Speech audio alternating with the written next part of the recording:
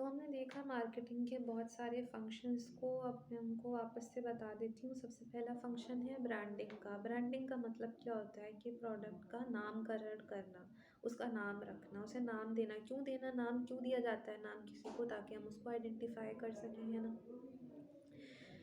तो कस्टमर के माइंड में उसका नाम रिटेन रहे, ताकि जब वो उसकी डिमांड करे तो ईजिली आइडेंटिफाई कर सके, हाँ ये वाला प्रोडक्ट ये लैक्मे है, लैक्मे चाहिए, Philips.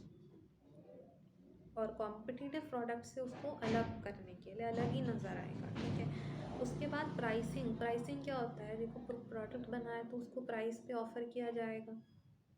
Exchange value of the product. Pricing के लिए भी स्ट्रैटेजी होती है, जैसे कि प्राइस पेनिट्रेशन पॉलिसी, जहाँ पे एक नए प्रोडक्ट का प्राइस बहुत ज़्यादा कम रखा जाता है ताकि वो उसकी डिमांड एक्चुअली लो हो, उसको खरीदे, ठीक है।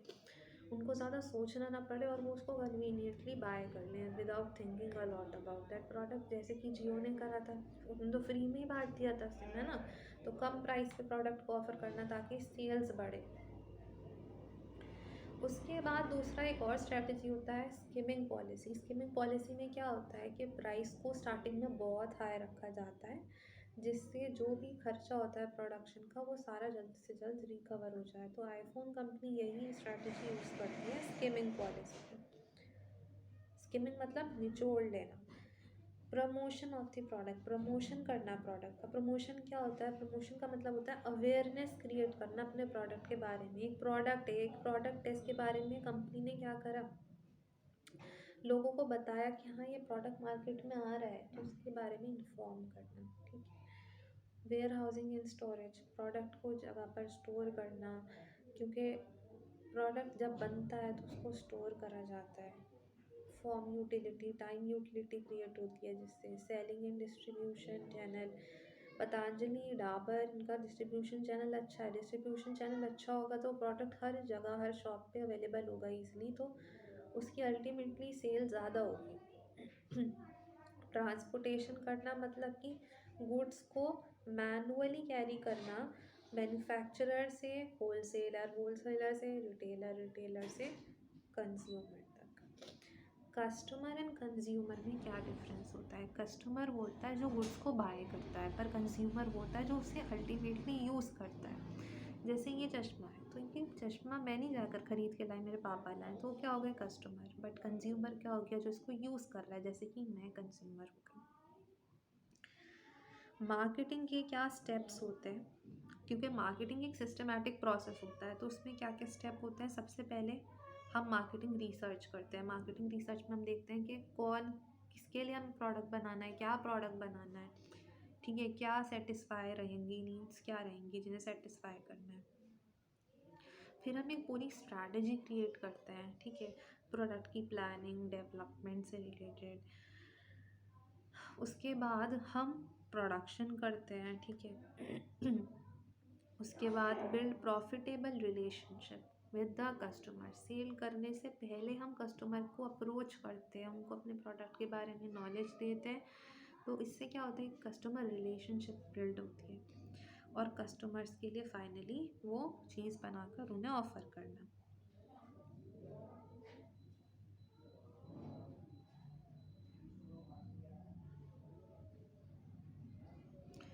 तो इन्हीं स्टेप्स को वापस से बता देती हूँ। सबसे पहले अंडरस्टैंडिंग कस्टमर, कि हमारा कस्टमर कौन है, क्या वो चाहता है, उसके लिए क्या प्रोडक्ट हम बना सकते हैं, उसकी नीड्स को सेटिस्फाई करें। फिर उसके हिसाब से उसकी नीड्स देख ली, उसे क्या चाहिए, फिर उसके बाद वो प्रोडक्ट बनाने के बारे में सोचो, क्या प्रोडक्ट होगा जो उसकी नीड्स को सेटिस्फाई करेगा। और फिर उसके बाद एक पूरा प्लान तैयार करना, जिससे प्रोडक्शन हम करेंगे, उसको कैसे प्रमोट करेंगे। फिर कस्टमर के साथ रिलेशनशिप बिल्ड करने के बारे में आता है। अभी तक सिर्फ कस्टमर के बारे में समझना और प्रोडक्ट बनाने तक का था, पर अब उसको प्रोडक्ट को किससे कन्वे करना है कस्टमर को, वो आता है। तो relationship building and capture the value from customer, मतलब कस्टमर को रिटेन करना, ठीक है, उनके वांट्स को एक्चुअल में सेटिस्फाई करना।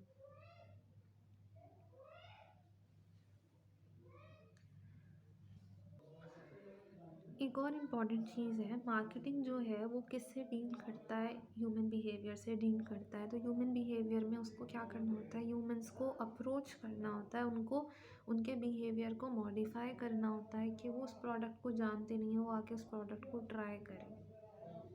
उनको उनके दिलों में एक फीलिंग और डिज़ायर क्रिएट करना कि वो आपके प्रोडक्ट को बाय करें। तो ज़ोमैटो क्या कर रहा है, बार बार अपने ऐड दिखाता है, खाने पीने की चीज़ें दिखाता है। इससे क्या होता है, दिल में इच्छा सी उठती है ना कि हाँ समोसा खाना है, भटूरे खाने हैं, बिरयानी खानी है। तो ये सब क्या है, वो कस्टमर को फाइनली वो प्रोडक्ट ख़रीदने में मजबूर करना होता है। कि जो पोटेंशियल कस्टमर हैं, जो सिर्फ सोच रहे थे, अभी कस्टमर बने नहीं हैं, अब आकर वो लोग उसको ट्राई कर लें। जैसे ज़ोमैटो है तो लोग डाउनलोड कर लेते हैं पर ख़रीदते नहीं हैं। तो क्या करता है, वो पोटेंशियल कस्टमर है, उन्होंने डाउनलोड कर लिया है ऐप पर, अभी तक ऑर्डर नहीं करा है। तो अब उनको पोटेंशियल से एक्चुअल कस्टमर बाय करने पर मजबूर करना है। तो इट इज़ मोटिवेशनल ऑल्सो।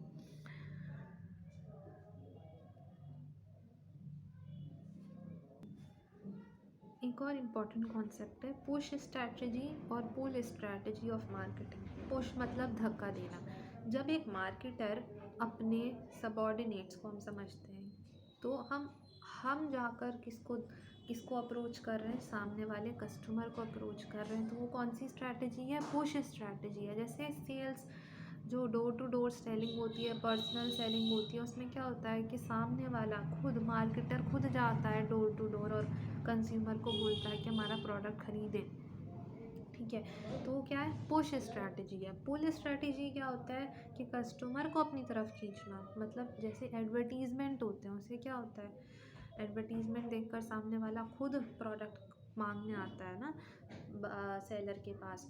तो दुकान पे खुद वो खींचा चला आता है। तो कौन सी स्ट्रैटेजी हो गई, पुल स्ट्रैटेजी हो गई। तो पुश स्ट्रैटेजी कौन सी हो गई, जिसमें हम खुद जा रहे थे कस्टमर के पास। और पुल स्ट्रैटेजी क्या हो गई, जिसमें कस्टमर हमारे पास आ रहा है। तो एडवर्टीजमेंट एग्जाम्पल किसका है, पुश या पुल स्ट्रैटेजी का, पुल स्ट्रैटेजी का। और door to door selling, personal selling किसका एग्जाम्पल है, पुश स्ट्रैटेजी का।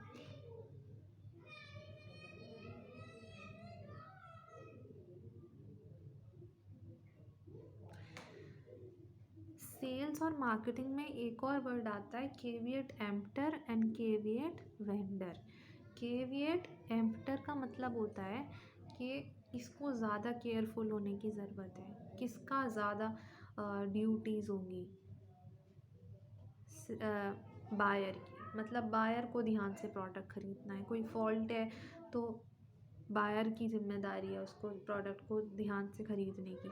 तो सारी ज़िम्मेदारी किसकी है, केविएट एम्प्टर में बायर की। मार्केटिंग में उल्टा होता है, जो सेलर है सारी जिम्मेदारियाँ मेजरली उसकी होती हैं कि प्रोडक्ट सही देगा, सही प्राइस पे देगा, उसके बारे में सारी डिटेल्स डिस्क्लोज करके देगा। इसको क्या बोलते हैं, किसकी जिम्मेदारी है, सेलर की, मार्केटर मैनेजर की मार्केटिंग में। तो मार्केटिंग में क्या होता है, केविएट वेंडर होता है, बेचने वाले की जिम्मेदारी है सारी। और सेल्स में केविएट एम्प्टर है, मतलब कि बेचने वाले की एम्प्टी है जिम्मेदारी। केविएट एम्प्टर से याद रख सकते हैं, बेचने वाले की जिम्मेदारी एम्प्टी कम है। और मार्केटिंग में केविएट वेंडर, उसका नाम आ रहा है मतलब उसी की जिम्मेदारी ज़्यादा है। तो अगर प्रोडक्ट में डिफ़ॉल्ट निकला और हम सेल्स अप्रोच में हैं, तो हम किसको बचाएंगे, सेलर को। और अगर वही मार्केटिंग कॉन्सेप्ट होगा तो किसको बचाया जाएगा, कस्टमर को। Customer is at liberty, customer is the king in marketing.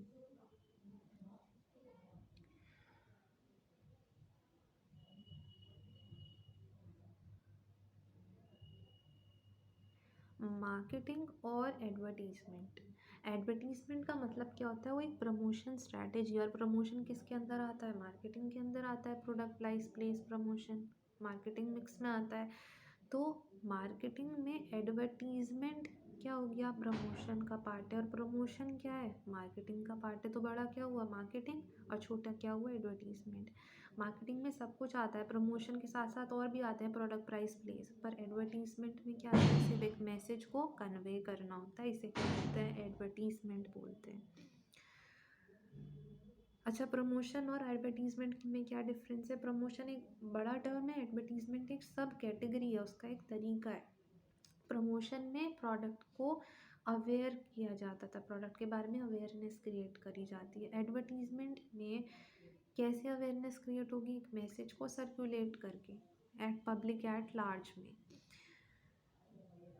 ठीक है, तो मार्केटिंग एक बड़ा कॉन्सेप्ट है और एडवर्टीज़मेंट एक छोटा कॉन्सेप्ट है।